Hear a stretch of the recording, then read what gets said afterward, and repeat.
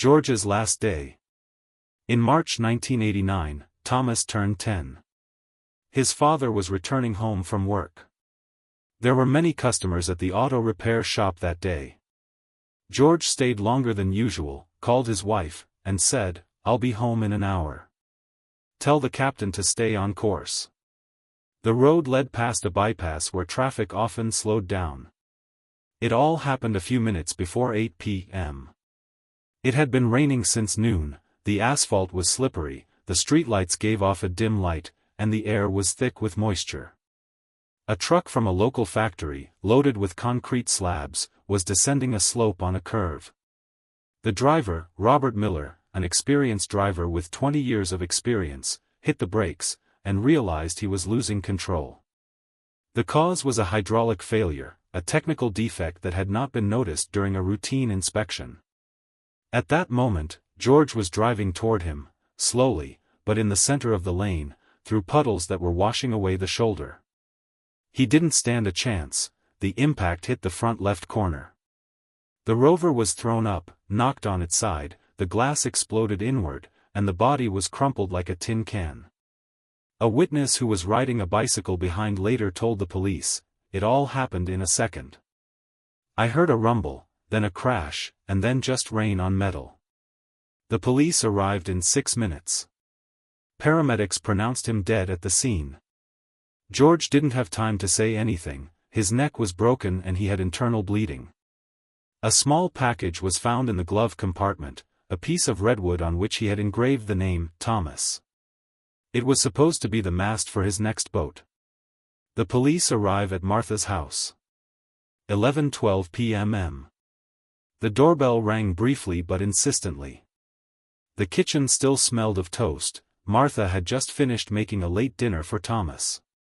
She dried her hands on a towel, went to the door, and looked through the peephole. 2 men in uniform. Police officers. One young, the other older, with a stern look. She opened the door. The older one, Sergeant Nathan Hall, spoke softly but formally. "Mrs. Grayson?"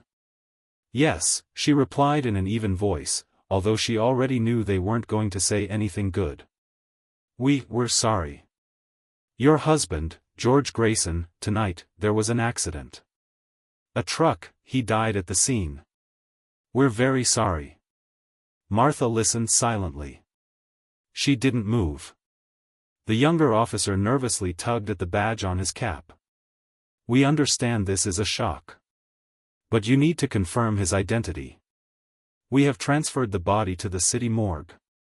There are also some belongings." The sergeant pulled out a small envelope.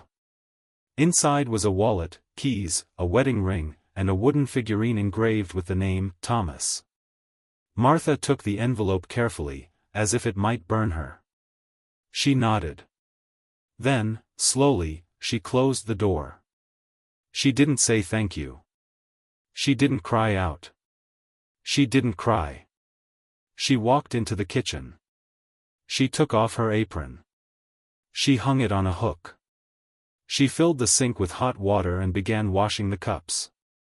The ones that were already clean. The water steamed. Her hands trembled. Her eyes were dry. When Thomas approached the kitchen threshold, she said, "Dry your hands. The napkins are in the kitchen." His gaze was silent, alert. He sensed something, in the air, in his mother's figure, in her changed voice. But he didn't ask yet. And she didn't speak yet. Martha's first night without her husband. The house was quiet. The silence, which had previously been associated with peace, now weighed heavily, like a damp blanket. Martha turned off the light in the kitchen, walked slowly down the hallway, and stopped at the bedroom door. She glanced at Thomas's door, the light was still on under the crack. He hadn't gone to bed. She didn't dare knock. Everything in the bedroom was as it had been in the morning. George's sweater, the one he had worn to work, was lying on a chair. On the bedside table was his book, an open notebook with the beginning of a list, butter, nails. Then a blank line. Martha sat down on the edge of the bed. She tried to take off her slippers, but forgot that she was already barefoot. Her toes rubbed against the edge of the carpet, and her heart beat like a muffled drum somewhere in her chest. She didn't cry. She couldn't anymore. The tears had disappeared when she saw the police at the door. Now there was only a feeling of emptiness, so dense that it seemed to fill every cell of air. She lay down on his side. The pillow still retained a faint smell, oil, tobacco, a little cinnamon. He loved the cinnamon pie she baked every Sunday. She pressed her face against the pillow and, for the first time that evening, allowed herself to make a sound. Not a scream. Not a sob. Just a long, hollow sigh, like exhaling after a long dive underwater. The night was dark. The clock ticked, each stroke echoed in the emptiness of the room. She remembered how George laughed. How he walked barefoot in the kitchen. How he snored softly, almost imperceptibly. Now those sounds lived only in her head. Closer to 3 in the morning, she got up, went to the closet, and opened the door.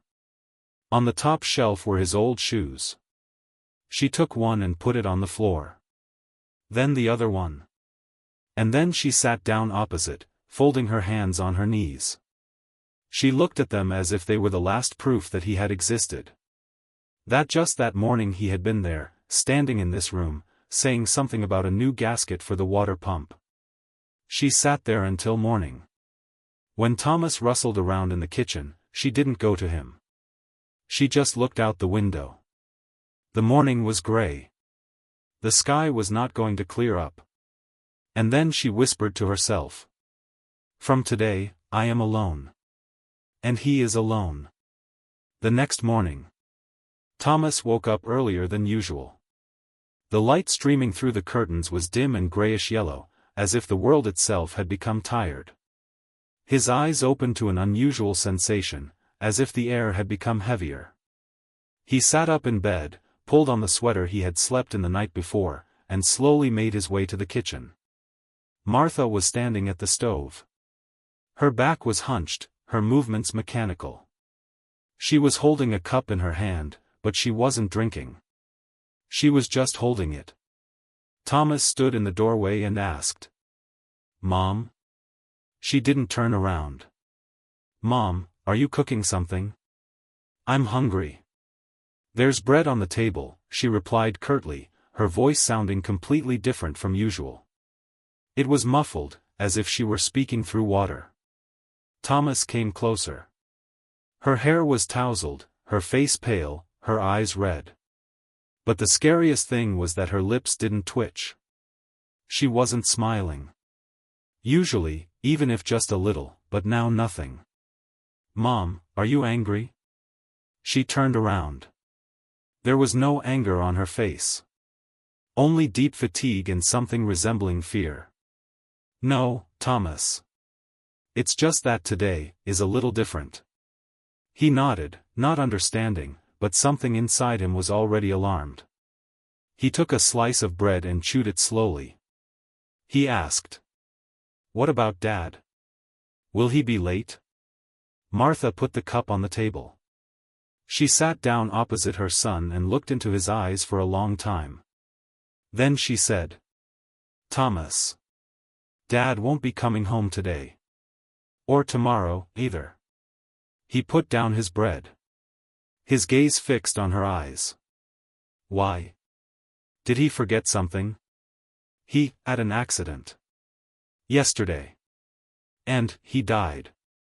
Silence fell like a stone in water. Thomas felt as if time had stopped around him. The walls seemed to recede, and the house became unfamiliar. "You're joking." "No," she said softly. "I'm very sorry." He wanted to say something, but the words wouldn't come. He pushed back his chair and left. He walked down the hallway, past the living room, where his father's shoes still stood. He went to his room, closed the door, sat down by the window, hugged his knees, and froze. His father's voice echoed in his head, "I'll be back soon, Captain." And for the first time in his life, Thomas understood what loneliness meant. The next day, Thomas woke up later than usual. His body ached as if he had not slept but fought an invisible enemy all night long. His eyes stung, but they remained dry.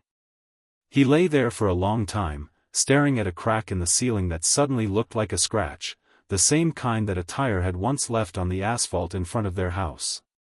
When he swung his legs out of bed, the room was cold. He didn't put on his slippers.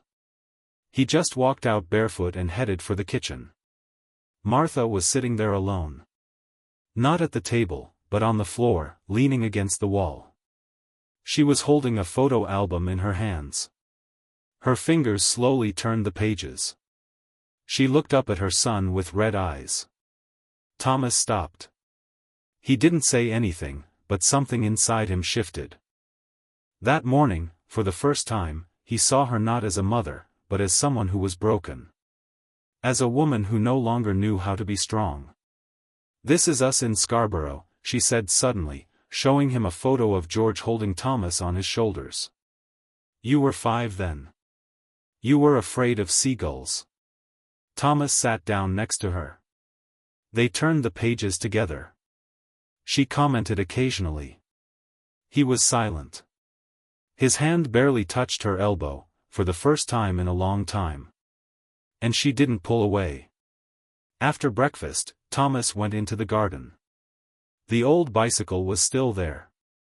He sat on it, rode a few laps around the flower bed, then jumped off and went to the backyard.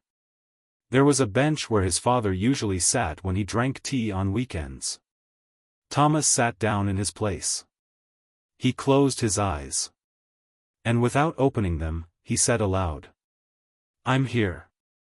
If you can hear me, I remember." Throughout the day, he disappeared several times, going to the shed where he and his father kept their tools.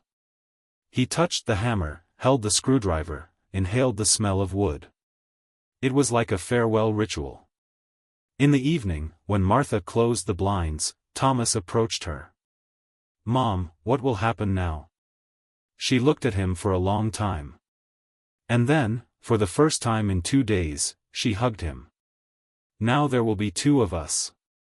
But I'll try to make sure you don't feel lonely." He didn't answer. He just bowed his head to her chest. And for the first time in a long time, he cried. Not hysterically. Not loudly. Just quietly. Breathing in her scent. With tears that had been waiting for this moment for a long time, a hug in which he could be weak.